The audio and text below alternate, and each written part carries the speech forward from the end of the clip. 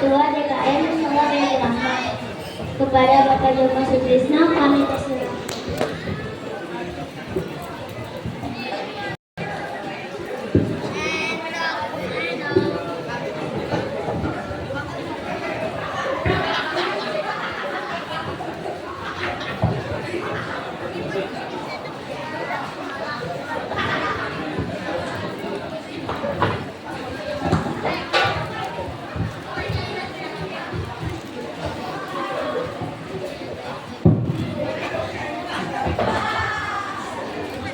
Assalamualaikum warahmatullahi wabarakatuh.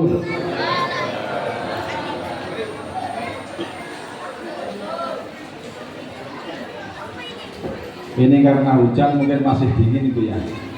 Mungkin sekali lagi salam saya. Assalamualaikum warahmatullahi wabarakatuh.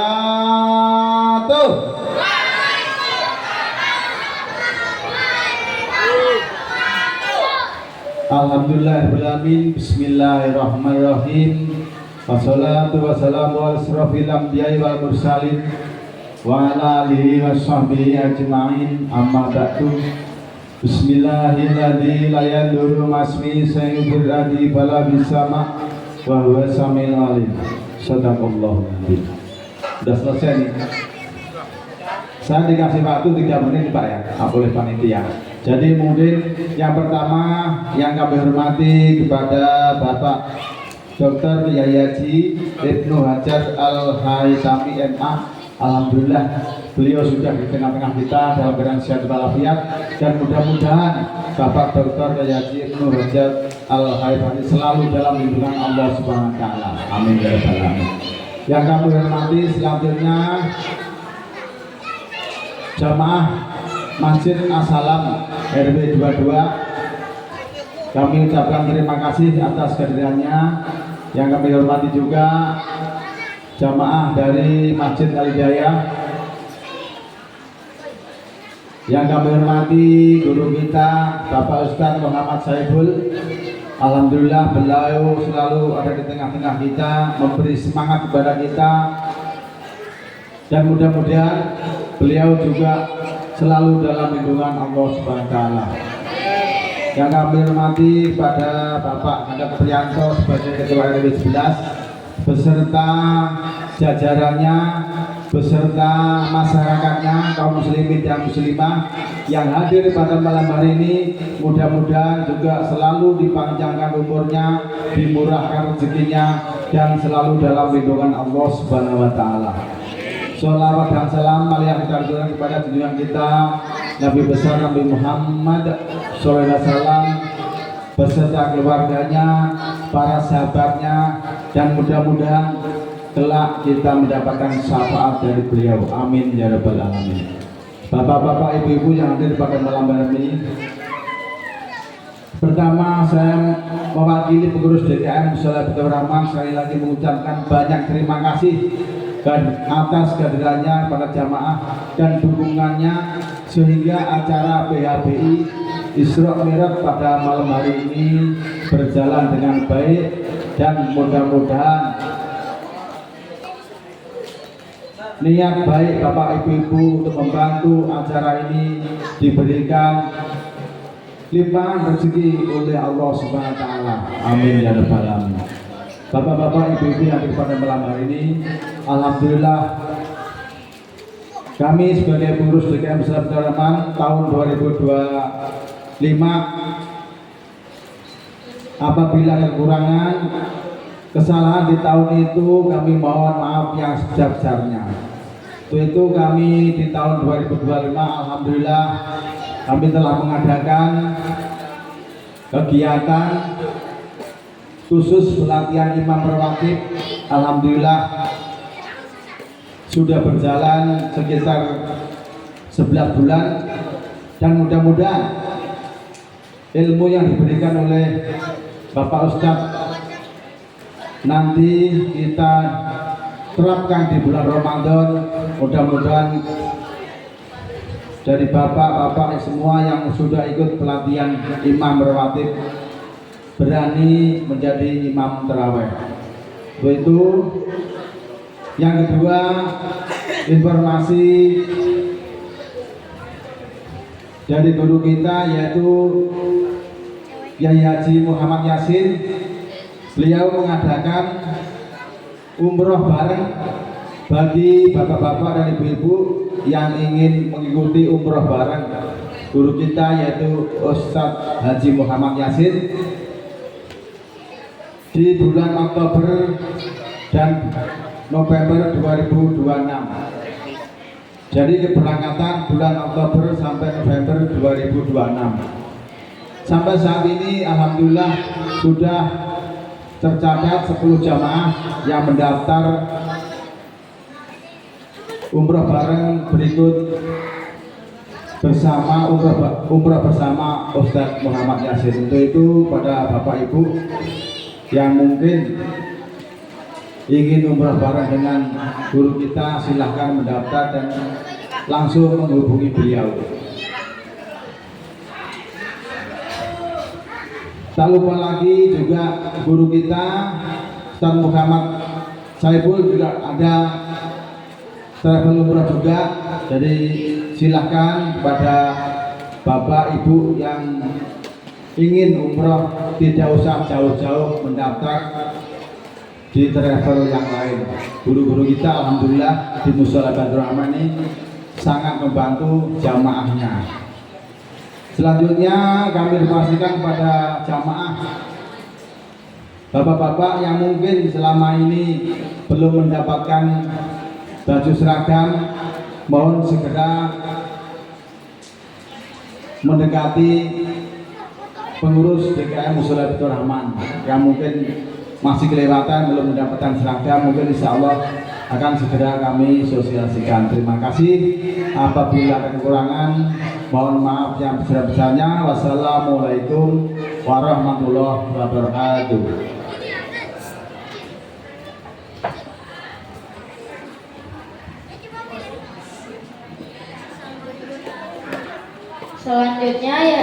Selanjutnya tibalah acara inti yang kita nantikan, yaitu tausiah sekaligus doa yang akan disampaikan oleh Dr. Kiai Haji Ibnu Hajar Al-Khoitami MA. Kepada beliau kami persilakan.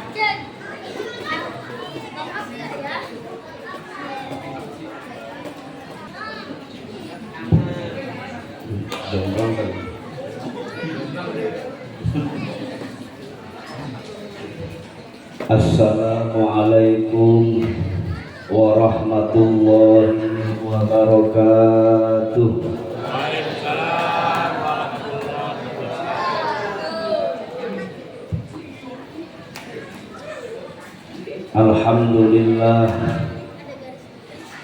Alhamdulillahi rabbil alamin. Wal aqibatu lil muttaqin wa la udwana illa 'alal zalimin. Ashhadu an la ilaha illallah wahdahu la syarika lah wa ashhadu anna sayyidana wa nabiyyana Muhammadan 'abduhu wa rasuluh. Allahumma salli wa sallim wa barik ala sayyidina wa habibina wa syafi'ina wa maulana Muhammadin wa ala alihi wa ashabihi wa azwajihi wa dhurriyyatihi ajma'in. Rabbi shrah li sadri wa yassir li amri wahlul 'uqdatam min lisani yafqahu qawli. Rabbi zidna ilman nafi'a warzuqna fahman jayyida fil laili wan nahar. Allahumma faqihna fid din wa 'allimna ta'wil, amma ba'du. Faqad qala Allah Ta'ala fi kitabihil karim, a'udzu billahi minasy syaithanir rajim. Bismillahirrahmanirrahim. Subhanalladzi asra bi 'abdihi lailan minal masjidil haram ilal masjidil aqsa الذي باركنا حوله لنريه من آياتنا إنه هو السميع البصير. وقال رسول الله صلى الله عليه وآله وصحبه وسلم ما جلس قوم مجلسا يذكرون الله فيه إلا حفتهم الملائكة وغشيتهم الرحمة وذكرهم الله في من عنده. صدق الله العظيم. Para jamaah sekalian, Bapak Ibu yang insya Allah dirahmati oleh Allah Subhanahu wa Ta'ala. Ibu yang di belakang kedengeran nggak, Bu? Ini bocah, weh, diem dulu ya. Bapak lu ngikut nggak? Kagak. Disuruh ngambilin pisang doang kali kemarin. Bapaknya kalau nih, diem dulu ya. Udah berisik hujan nih bocah ngoceh. Yang sama-sama kita hormati dan kita muliakan. Mana tadi nih orang kagak apa? Yaitu Ketua RW 011. 011 siapa ya? Yaitu Bapak Gatot Priyanto, hadir. Kemudian yang saya hormati Ketua DKM Musolah Baitur Rahman yang tadi barusan sambutan 3 menit lewat kayaknya. Bapak Joko Sutrisno beserta staf dan jajarannya, dan juga Ketua RT 01 sampai Ketua RT 05 RW 011 yang hadir, para asatidz wal asatidah, para guru, para kiai, para hujat, para tokoh masyarakat, wabil khusus sahabat saya yang saya hormati, takut kelewatan gak diundang lagi. Al-Mukarram Al-Ustaz Muhammad Saifullah. Saya kenal atau tahu sini, Bu, ya karena beliau ini tahu kalau di kota Tangerang ada kecamatan Priuk namanya. Karena sebelum kesini tadi saya ngisi pengajian dulu di Pondok Kacang Timur, Pondok Aren, Tangsel. Memang kajian rutin 2 minggu sekali. Terus saya bilang, saya mau ngisi acara di Priuk. Loh, jauh katanya. Priuk mana Pak Ustaz? Tangerang. Kirain Jakarta Utara katanya. Itu Tanjung Priuk, PA saya kata. Ngapain gua kesana, mau pelabuhan kali. Saya bilang ini mah Priuk, bukan Priok. Alhamdulillah sampai hujan-hujan kemari.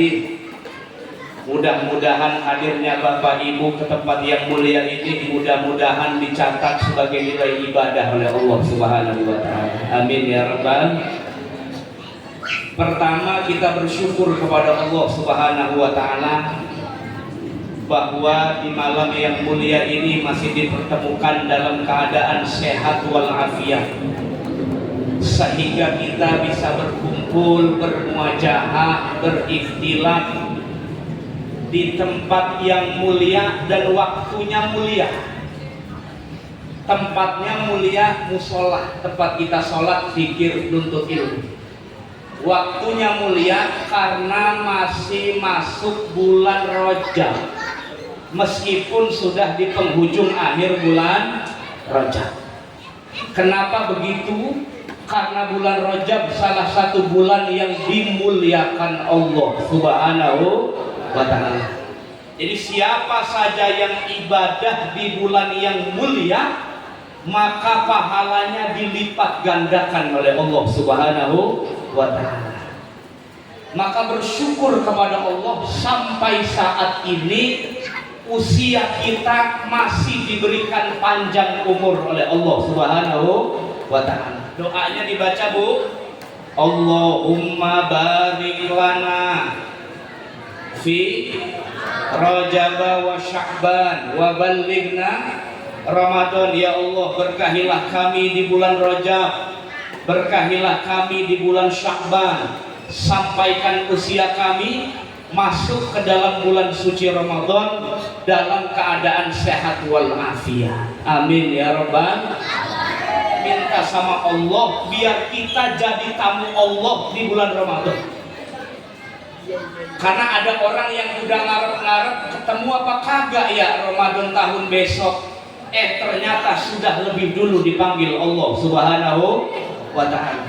Kadang-kadang minta kagak, doa kagak, umurnya panjang banget. Ada yang begitu. Nah, kita bersyukur minta sama Allah dikasih panjang umur. Sekarang gak kerasa sudah masuk penghujung bulan Rajab. Harapan kita berdoa sama Allah, semoga terus disampaikan masuk bulan suci Ramadan dalam keadaan sehat walafiat. Selawat teriring salam yang selalu kita lantunkan kepada junjungan alam Nabi besar Muhammad sallallahu alaihi wa alihi wasallam. Para jamaah sekalian, Bapak Ibu yang insya Allah dirahmati oleh Allah Subhanahu wa ta'ala. Ini emang di sini kalau ngadain acara sampai jam berapa sih? Jam berapa? Hah? Jam 11. Kemarin Ustaz Saiful udah bisik-bisik soalnya kita. Kalau lempengan sono mah jangan malam-malam. Berarti segini udah kali ya? Udah kali tak? Tapi jangan kurang isinya. Para jamaah sekalian rahmati Allah Subhanahu wa ta'ala, saya hakul yakin Bapak Ibu yang hadir orang-orang yang dimuliakan Allah Subhanahu wa ta'ala. Kenapa begitu? Bayangin, malamnya malam Minggu, ya kan? Udah gitu hujan lagi. Enaknya mah selimutan molor tidur. Tapi ini rela datang ke musola, baca maulid, zikir, nuntut ilmu.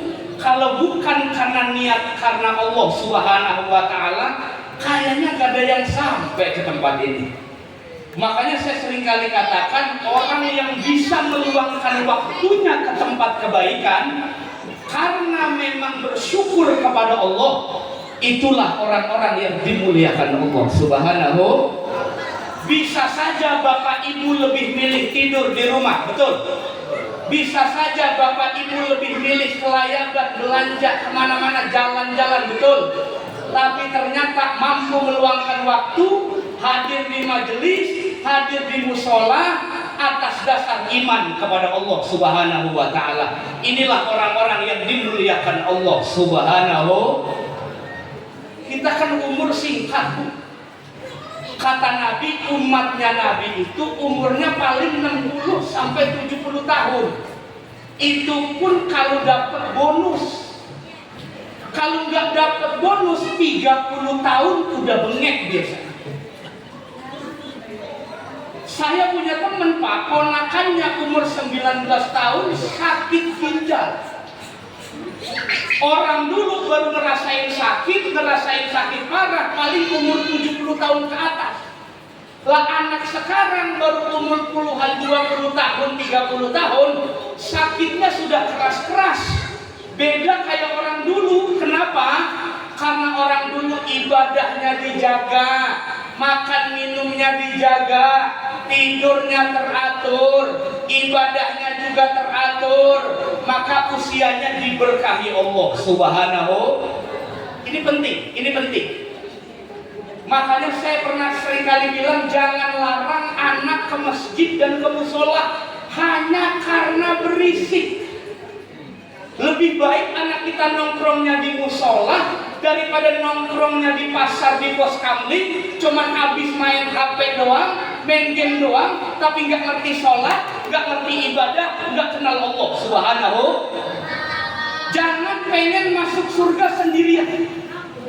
Bapak dan ibu punya kewajiban mendidik anak sampai akhir balik paling tidak ngerti syariat Allah Subhanahu wa ta'ala.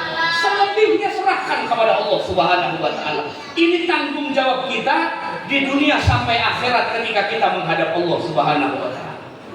Biarin udah aja pada duduk ngobrol, main HP, biarin.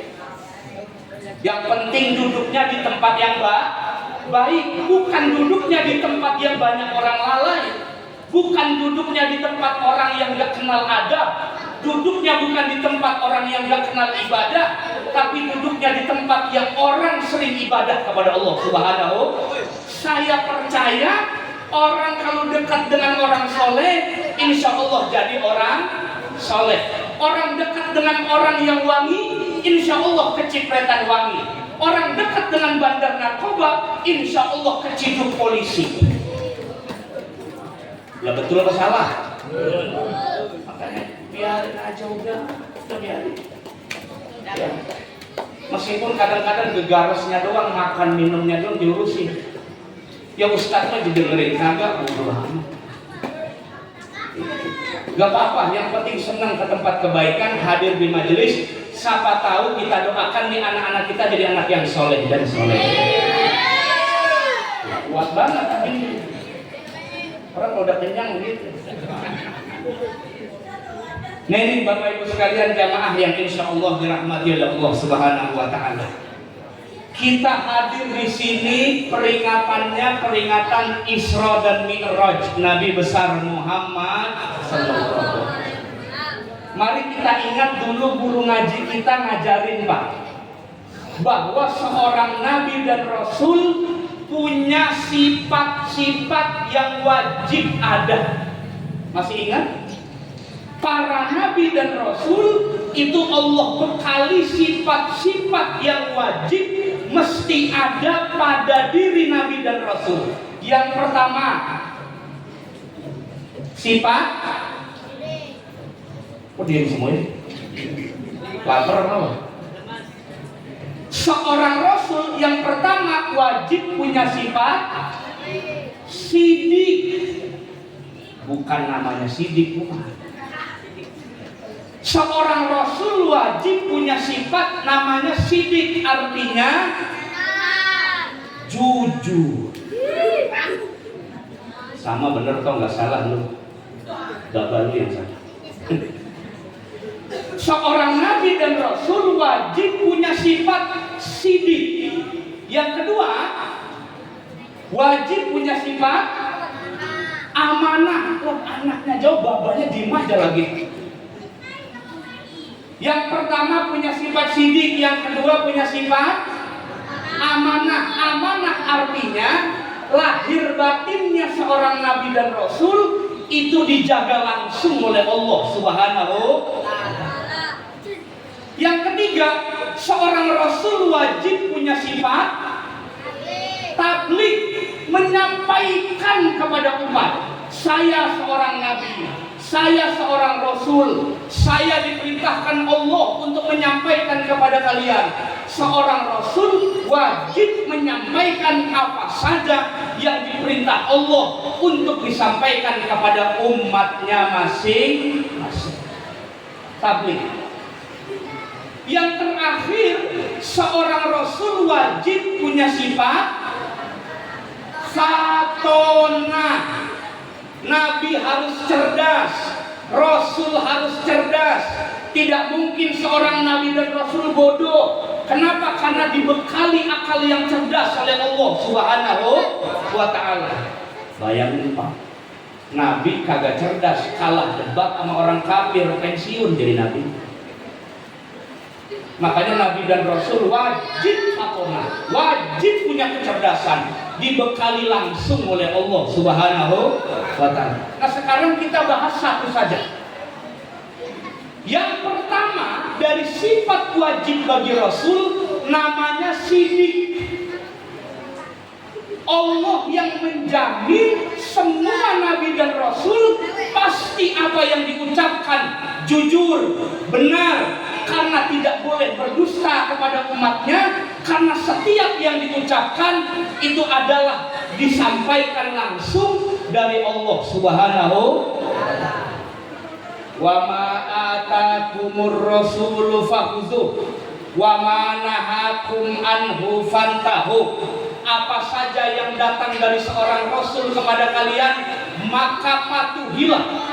Apa yang dilarang oleh seorang rasul jauhilah sejauh-jauhnya. Itu perintah Allah Subhanahu, termasuk peristiwa Isra dan Mi'raj.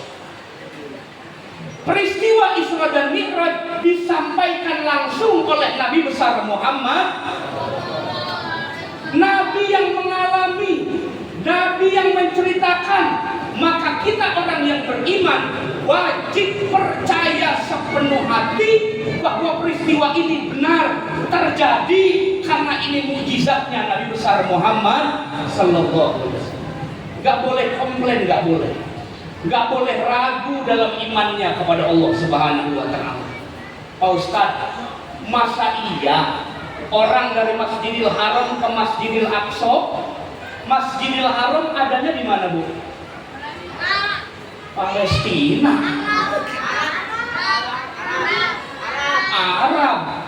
Arab di puncak juga banyak Arab. Masjidil Haram adanya di Makkah. Di Arab.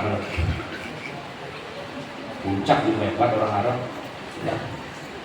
Bayangkan dari Masjidil Haram ke Masjidil Aqsa. Masjidil Aqsa adanya di mana? Di Palestina. Beda negara loh. Dari Arab Saudi ke Palestina, perjalanan malam hari dengan waktu yang singkat sampai menghadap Allah ke Sidratul Muntaha hanya dalam waktu singkat. Orang normal pasti sulit percaya. Kita hitung-hitungan, mari Pak. Dari Cipondo, karena saya orang Cipondo, saya lihat di Google Map, kalau kita jalan ke Bandung misalnya, itu udah lewat MBZ, itu udah jalan layang MBZ, terus sampai Lembang, sampai Ciwidey, terus sampai Garut, itu kurang lebih menempuh perjalanan sampai 3-4 jam. Itu perjalanan darat melalui kendaraan darat. Itu sudah pakai fasilitas kendaraan. Waktunya tetap harus dengan waktu kurang lebih 3-4 jam. Lah ini perjalanan darat di malam hari sangat singkat, beda negara, beda wilayah, hanya dalam waktu sepertiga malam sebelum subuh sudah ada di rumah. Orang normal pasti bilang mustahil. Loh, memang peristiwa Isra Mi'raj bukan untuk dipikirkan, tapi untuk kita imani, karena ini diceritakan langsung oleh Allah Subhanahu. Subhanalladzi asra bi 'abdihi lailan minal masjidil harami ilal masjidil. Maha suci Allah yang telah memperjalankan hambanya dari Masjidil Haram ke Masjidil Aqsa di waktu malam bimuddatin qalilah, dalam jangka waktu yang sangat singkat. Menurut manusia mustahil, tapi menurut Allah tidak ada yang mustahil, karena ini tanda kebesaran Allah Subhanahu wa ta'ala. Udah ke situ ya? Udah gitu. Kita wajib beriman kepada apa saja yang disampaikan oleh Nabi besar Muhammad sallallahu alaihi wasallam. Setelah salat subuh, Nabi Muhammad keluar rumah, Pak. Nabi Muhammad keluar rumah, dia ceritakan, semalam saya mengalami peristiwa Isra dan Mi'raj. Semalam saya mengalami peristiwa spektakuler. Semalam saya mengalami perjalanan yang jauh dalam jangka waktu yang sangat singkat. Bukannya dapat pujian, malah dicaci maki oleh para sahabat saat itu, terutama yang tidak beriman kepada Nabi besar Muhammad. Nabi dianggap gila, Nabi dianggap tukang sihir, Nabi dianggap tidak waras, hanya sekedar menceritakan peristiwa Isra dan lah umat sekarang ketemu Nabi nggak pernah, tetangga Nabi juga bukan, turunan Nabi juga bukan. Jangankan ketemu Nabi, ketemu sahabat nggak pernah. Tapi beriman kepada Nabi, inilah calon penghuni surganya Allah Subhanahu. Udah, emang apa yang kita bawa ke akhirat kalau bukan karena iman kita kepada Allah Subhanahu wa ta'ala? Iman kita kepada Nabi termasuk mengimani apa saja yang disampaikan oleh Nabi besar Muhammad sallallahu alaihi wa alihi wasallam. Orang yang pertama percaya peristiwa ini yaitu adalah Sayyiduna Abu Bakrin Siddiq. Kita pernah dengar ada sahabat namanya Abu Bakar, mertuanya Nabi besar Muhammad sallallahu alaihi wasallam. Anaknya dikawinkan kepada Nabi. Itulah bedanya Nabi sama ustaz kampung. Kalau Nabi ditawarin perempuan, kalau ustaz kampung dia yang nawarin. Wadonnya agak mau. Izin sama bininya dicekek duluan. Niat pengen poligami yang ada mati muda. Itu bedanya Nabi sama bukan Nabi, bedanya Nabi sama ustadz. Kalau Nabi ditawarin, ya Rasulullah, saya punya anak perempuan.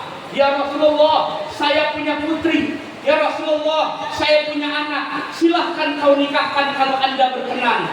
Nabi tidak semerta-merta menerima.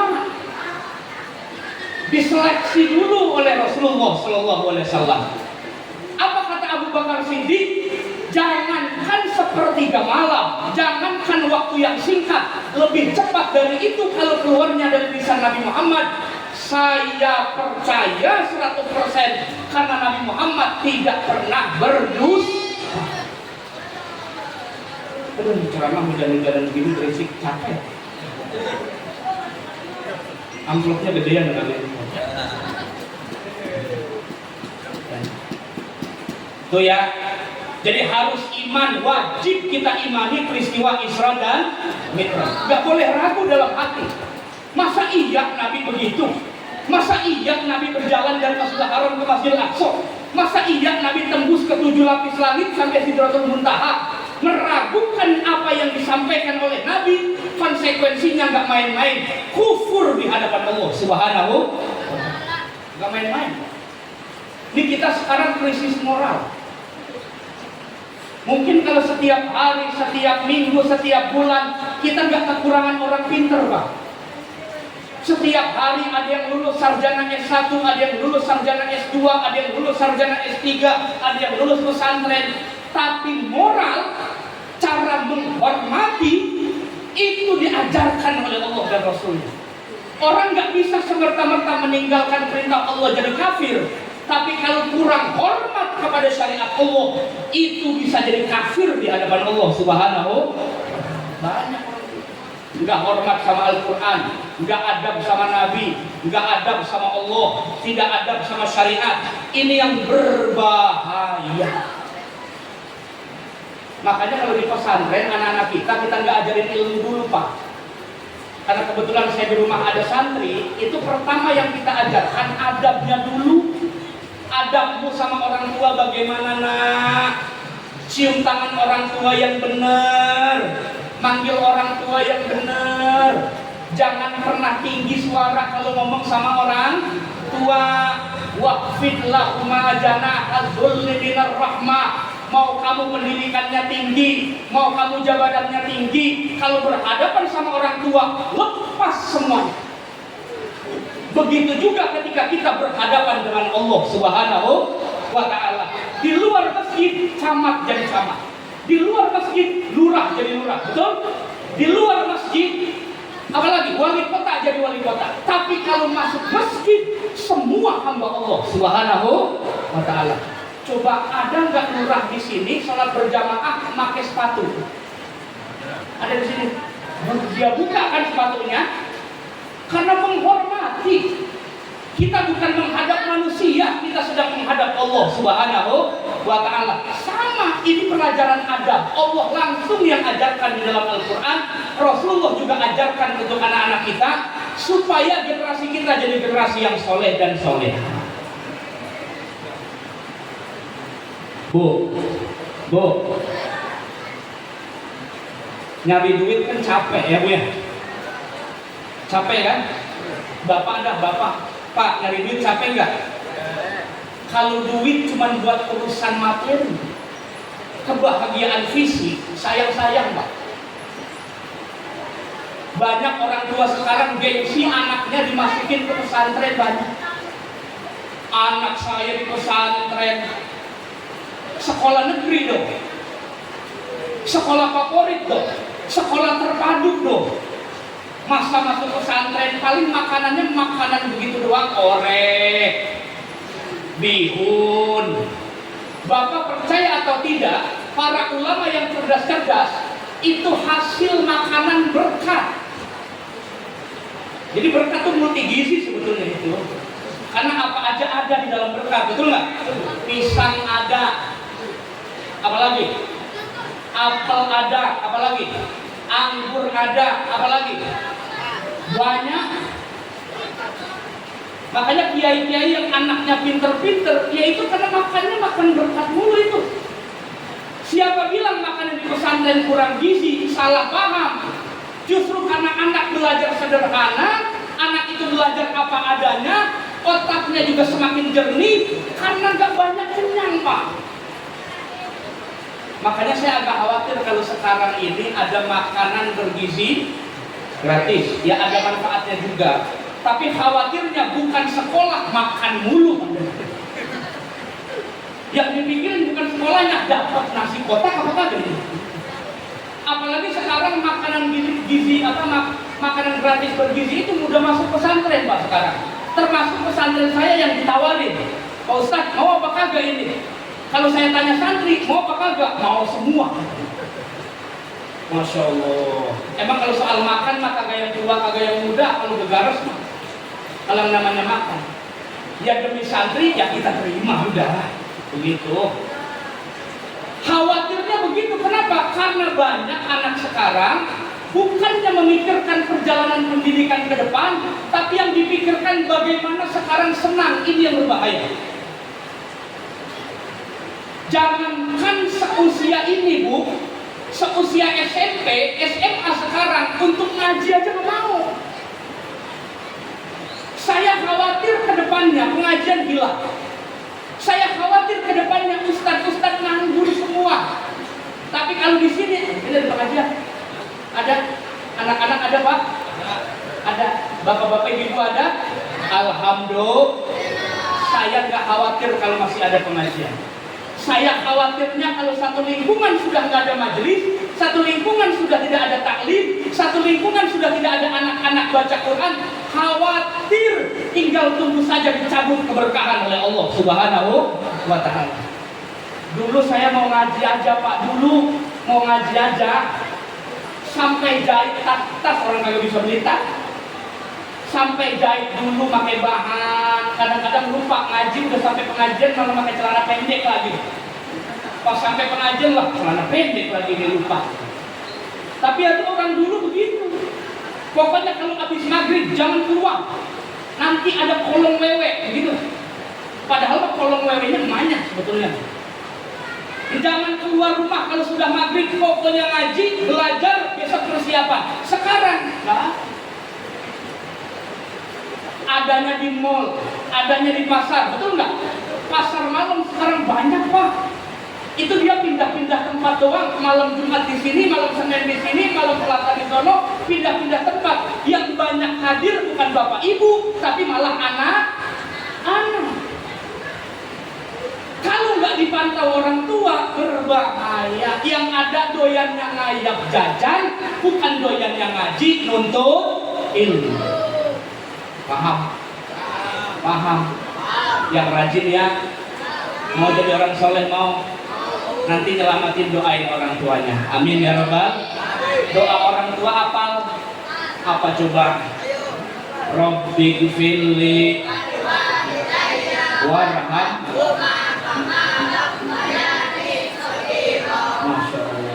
ini anak persen. Ya.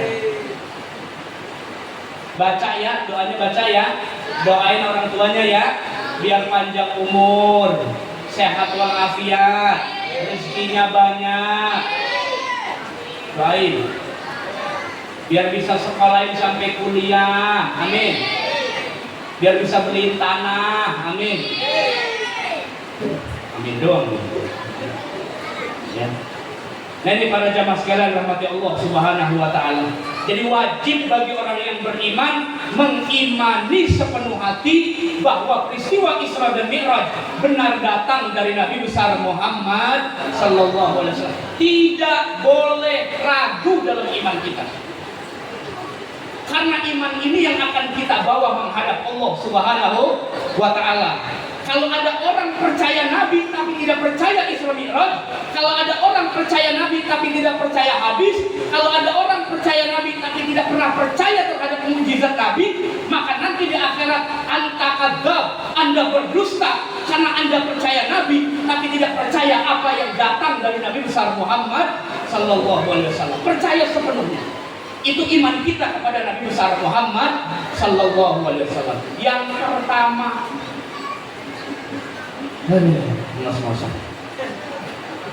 ya.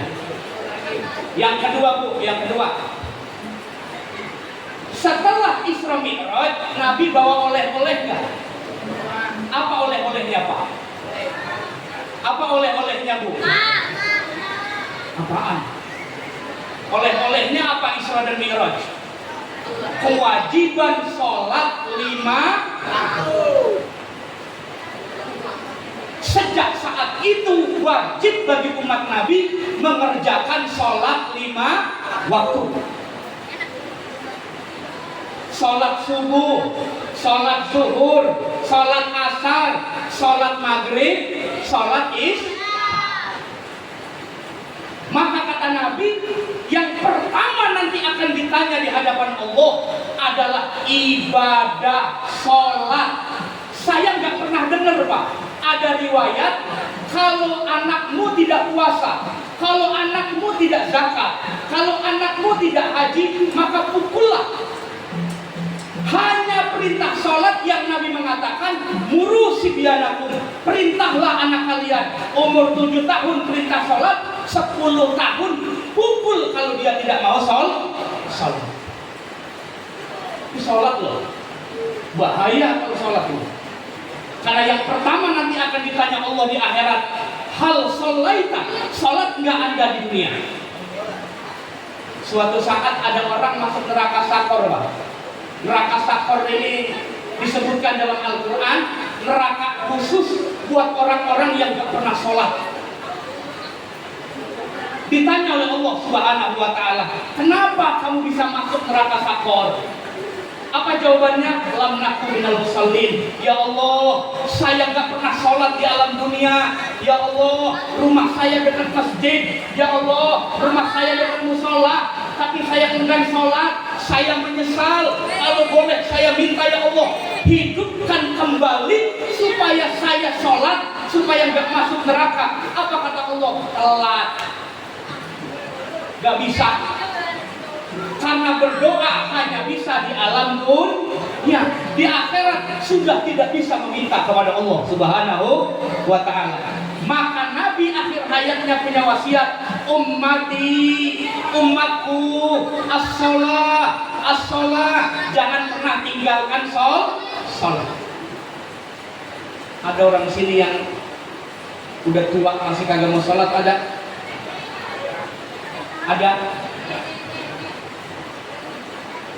Ini anak-anak kita Pak, ajarin didik. Yang penting dia demen dulu sama sholat. Susah didiknya Pak, susah. Kalau sholatnya sudah benar, insya Allah yang lainnya ikut. Sholatnya diajarkan, yang punya kewajiban mendidik sholat, yang punya kewajiban mendidik berwudu, yang punya kewajiban mendidik baca Quran, bukan ustadz, bukan kiai, tapi orang tua. Kalau orang tuanya nanti di akhirat ditanya, bagaimana kamu didik anakmu? Anaknya nggak pernah sholat, anaknya nggak mau masuk neraka. Ya Ya Allah, saya nggak bisa sholat dan saya nggak sholat bukan salah saya. Saya nggak pernah diajak orang tua, saya nggak pernah diajarkan orang tua, saya nggak ngerti wudhu yang benar, saya nggak ngerti mandi hadas yang benar, saya nggak ngerti rukun sholat yang benar. Orang tua saya nggak pernah mengajarkan saya. Jangankan ngantar ke pesantren, ngajarin aja nggak pernah. Orang tuanya masuk surga tuh dipanggil, ini anak ente benar, benar dikata. Dia kagak sholat anak lu nih, ya udah masuk neraka bareng. Anak bisa jadi fitnah, bisa juga jadi kebahagiaan nikmat kita di hadapan Allah Subhanahu. Innama amwalukum wa auladukum fitnah. Harta dan anak bisa jadi nikmat, bisa juga jadi musibah di hadapan Allah Subhanahu wa taala. Makanya cuma ibadah sholat yang Nabi sampai di Isra dan Mi'raj. Ibadah puasa enggak, ibadah haji tidak. Ibadah sholatlah Nabi sampai dipanggil langsung oleh Allah Subhanahu wa ta'ala. Muhammad, engkau dipanggil Allah untuk menghadap kepada Allah Subhanahu wa ta'ala. Hanya perintah sholat, yang lain tidak. Itu artinya kata para ulama, sholat itu ibadah syariat yang paling penting dalam agama Allah Subhanahu wa ta'ala. Nah inilah maka orang yang mengingkari kewajiban sholat, maka kata ulama kafir. Kenapa begitu? Karena kewajiban sholat hasil daripada peristiwa Isra dan Mi'raj. Orang mengingkari kewajiban sholat berarti mengingkari peristiwa Isra dan Mi'raj. Orang mengingkari kewajiban sholat berarti mengingkari kenabian Nabi besar Muhammad Sallallahu Alaihi Wasallam. Makanya untuk ilmu mah nggak ada batas usianya Pak, nggak ada. Sholat yang benar. Saya kadang-kadang melihat orang sholat bukan dengkulnya yang dipegang, malah betisnya yang dipegang. Katanya ngaji katanya. Kalau ngaji berarti rukunya yang benar dong. Kalau ngaji berarti sujudnya yang benar dong. Pernah melihat orang sholat rukunya begini, Allahu Akbar. Asam urat atau apa kali?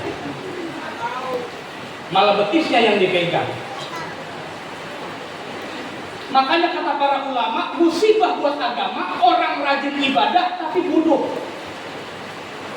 Ibadahnya rajin tapi nggak ngerti rukun syaratnya. Ibadahnya rajin tapi nggak ngerti ilmunya. Itu musibah buat agama. Makanya Nabi Muhammad sangat benci. Sayyidina Ali karamallahu wajhah juga bilang bahwa musibah yang paling besar, musuh Islam sesungguhnya adalah orang yang rajin ibadah tapi nggak ngerti ilmunya, alias bodoh. Maka nggak boleh bodoh dalam agama, wajib menuntut ilmu. Kita nggak akan tahu Pak, ibadah kita mana yang akan diterima Allah Subhanahu wa ta'ala. Sholat kita yang mana yang akan diterima Allah. Zikir kita yang mana yang akan diterima Allah. Puasa kita yang mana yang akan diterima Allah. Makanya tampilkan sebaik mungkin ketika kita ibadah kepada Allah Subhanahu. Pakai minyak wangi yang benar, pakai pakaian yang terbaik. Kalau punya pakaian yang sopan cuma kagak, pakai tangan pendek doang. Sholat pakai kaos doang.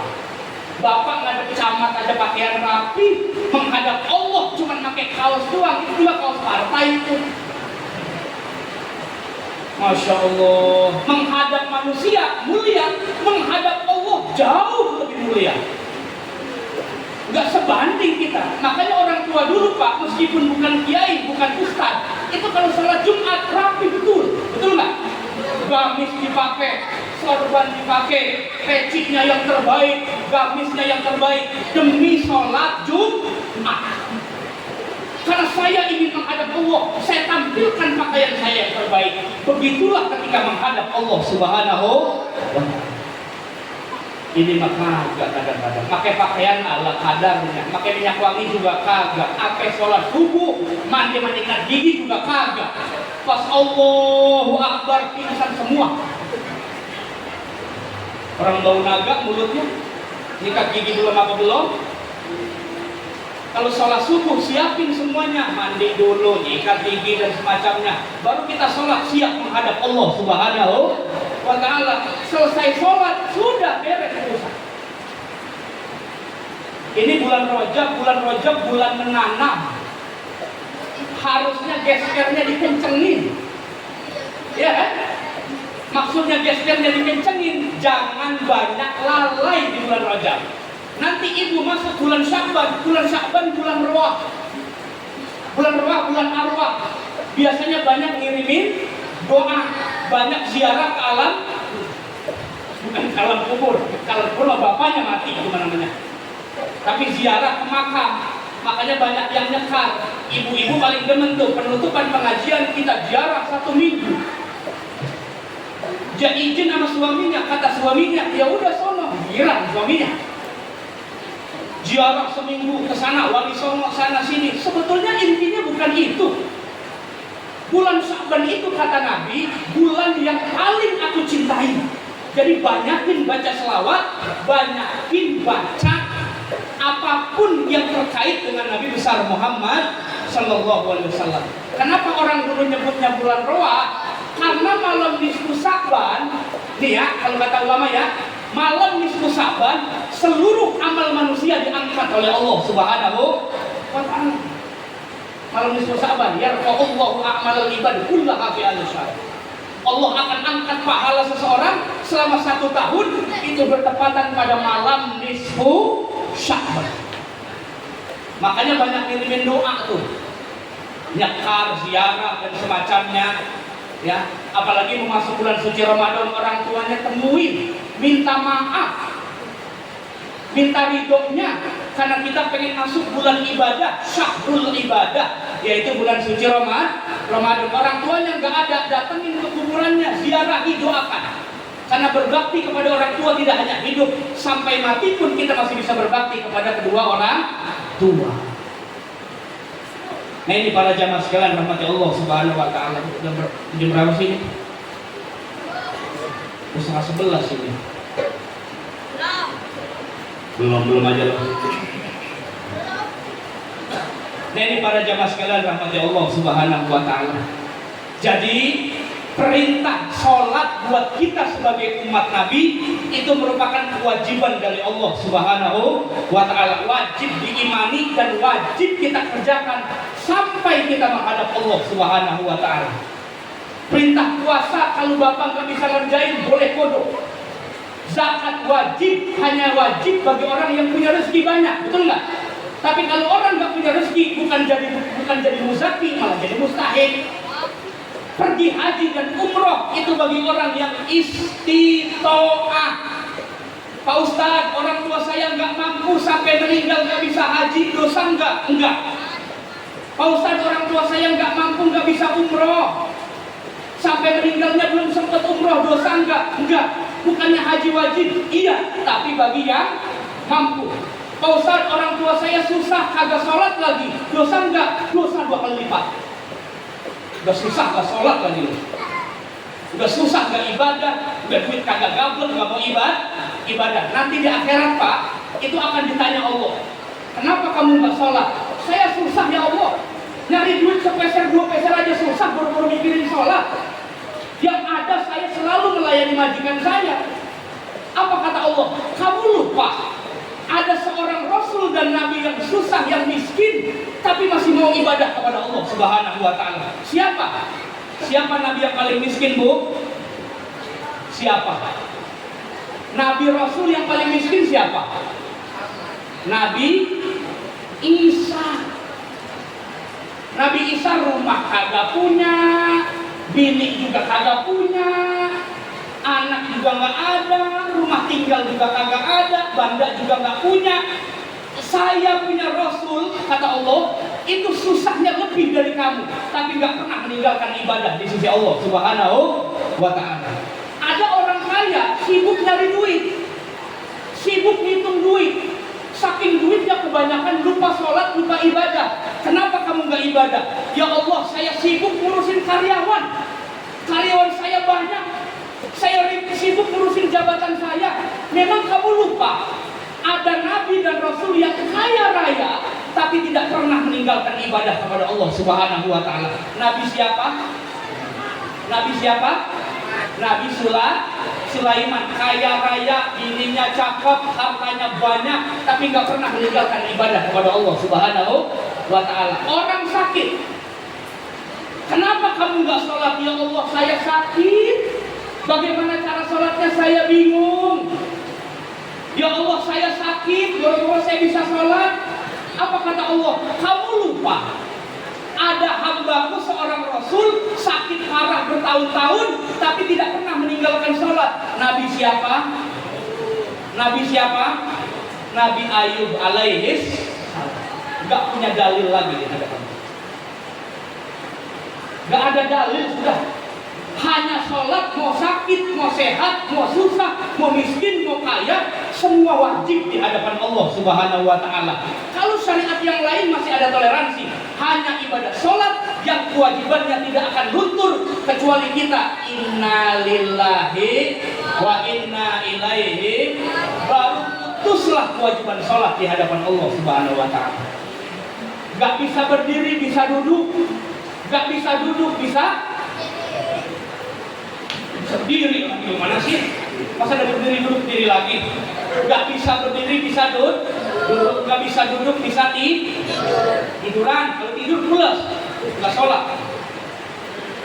Tidur celentang gak bisa. Tidur miring gak bisa. Isyarat, Pak Ustaz, saya gak bisa bergerak sama sekali. Wudhu juga gak bisa, bisa diwudukan. Yang bisa bergerak cuma mata saja, isyarat dengan mata. Kalau akalmu masih sehat, hatimu masih sadar, masih wajib sholat. Kapan saya nggak wajib sholat? Sini gua cekek dulu biar mati. Baru nggak wajib sholat. Karena kewajiban sholat hilang kecuali sudah mati. Inna lillahi wa inna ilaihi raji'un. Masya Allah. Segitulah kewajiban sholat. Kewajiban sholat adalah hasil daripada peristiwa Isra dan Mi'raj. Siapa saja yang mengingkarinya maka kafir di hadapan Allah Subhanahu wa Ta'ala. Wajib mengerjakannya. Didik anak-anak kita, karena pesan dari Rasulullah cuma satu buat kita umat Nabi. Tolong jangan tinggalkan sholat. Saya menerima kewajiban sholat langsung dipanggil Allah. Anda melalaikan sholat begitu saja, meremehkan waktu sholat, akan sia-sia dan bahaya di hadapan Allah Subhanahu wa Ta'ala. Waliyadzubillah min. Ini para jamaah sekalian yang insya Allah dirahmati oleh Allah Subhanahu wa Ta'ala. Jadi ada dua hal yang penting kita perhatikan. Yang pertama, iman kita kepada Nabi tidak boleh tawar-menawar. Iman kita kepada Rasulullah harus percaya sepenuh hati.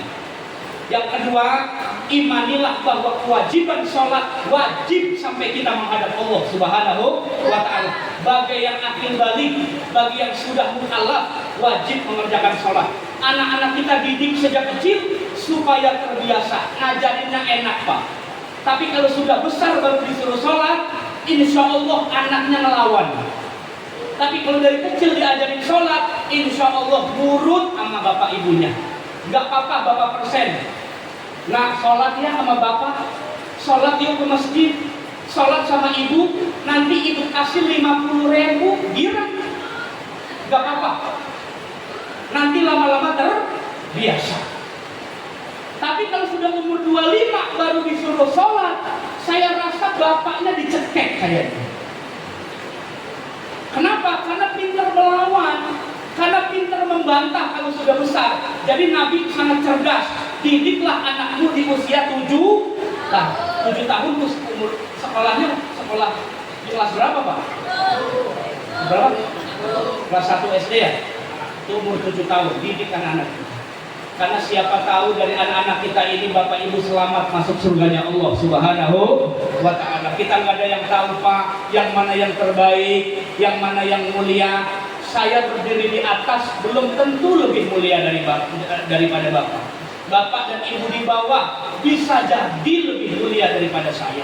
Gak ada jaminan di hadapan Allah Subhanahu wa Ta'ala. Kita mohon berdoa kepada Allah, mudah-mudahan apa yang kita lakukan sampai saat ini, dari ibadah sholat kita, ibadah puasa kita. Oh ya, saya mau ngingetin, mau masuk bulan puasa, ibu bapak punya anak perempuan kan, diingetin, Pak. Jangan sampai Ramadan ketemu Ramadan, kodok puasanya belum dibayar. Jangan sampai Ramadan kemarin ketemu Ramadan lagi, puasanya belum dibayar. Bapak ibu yang punya anak sudah balik, perempuan, tolong diingatkan. Kalau tidak, berdosa. Ibunya juga sama. Jangan sampai sudah ketemu Ramadan lagi, belum tuntas juga kodok puasa. Kalau bapak-bapak nggak ada alasan kodok, kalau bapak-bapak, kecuali sakit parah baru. Di sakit buyang doang pakai kagak puasa lagi. Orang kan buyang paling nggak punya duit, dompetnya kosong begitu doang. Ada orang nanya ke saya, Pak, saya sakit, boleh nggak puasa? Sakit apaan? Cantengan katanya. Ya, cuman kaki lu doang cantengan, pakai gak puasa lagi. Kecuali sakitnya parah, baru boleh nggak puasa. Tapi nanti di kodo di hari selanjutnya. Ya takutnya khawatir ada yang lupa, ingetin anak-anak kita yang perempuan yang belum kodo puasanya. Jangan sampai ketemu bulan suci Ramadan belum dituntaskan, karena itu utang kepada Allah Subhanahu wa Ta'ala. Mari kita berdoa dari bulan Rajab sampai saat ini awal Rajab, Allah masih karuniakan kita nikmat sehat walafiat. Mudah-mudahan ibadah kita selama bulan Rajab sampai saat ini diterima Allah Subhanahu wa Ta'ala. Yang rajin puasa sunnah di bulan Rajab, mudah-mudahan puasanya diterima Allah Subhanahu wa Ta'ala. Yang rajin ibadah sunnah, puasa, sholatnya di bulan Rajab, mudah-mudahan diterima Allah Subhanahu wa Ta'ala. Allah berikan kita sehat lahir batin, masuk bulan Sya'ban dalam keadaan sehat walafiat, masuk bulan suci Ramadan juga dalam keadaan sehat walafiat. Kita menjadi tamu-tamunya Allah, mengerjakan perintah Allah, menjadi orang yang bertakwa. Hari raya Idul Fitri kita menjadi orang yang bersih dari dosa-dosa di hadapan Allah Subhanahu wa Ta'ala. Al-Fatihah. A'udzubillahi minasyaitonirrajim. Bismillahirrahmanirrahim. Alhamdulillahirabbil alamin arrahmanir rahim maliki yaumiddin. Iyyaka na'budu wa iyyaka nasta'in. Ihdinas siratal mustaqim. Siratal ladzina an'amta 'alaihim ghairil maghdubi 'alaihim waladdallin. Sudah doa. Borongan dua berarti ya. Sallallahu alaihi wasallam ya maulana ya ma'bud ya karim. Allahumma shalli ala sayyidina Muhammad wa ala ali sayyidina Muhammad. Allahumma fa'alna bima 'allamtana wa 'allimna ma yanfa'una warzuqna ilma wa zidna ilma. Allahumma rzuqna fahman nabiyyin wa hifdzal mursalin wa ilmal malaikatil muqarrabin bi rahmatika ya arhamar rahimin. Allahumma barik lana fi Rajab wa Sya'ban wa balighna Ramadan. Allahumma barik lana fi Rajab wa Sya'ban wa balighna Ramadan.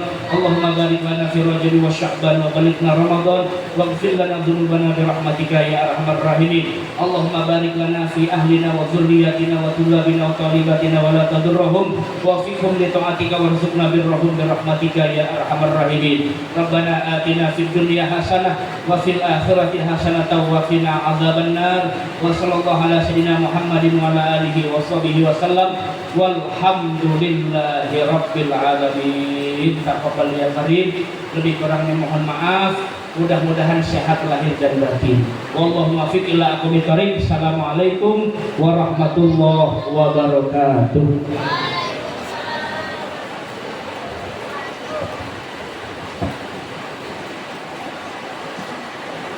Alhamdulillah, menyambung rangkaian acara telah kita lalui bersama. Mari kita tutup acara ini dengan membaca hamdalah. Alhamdulillahirabbil alamin. Kami selaku pembawa acara mohon maaf apabila ada tutur kata yang kurang berkenan. Assalamualaikum warahmatullahi wabarakatuh.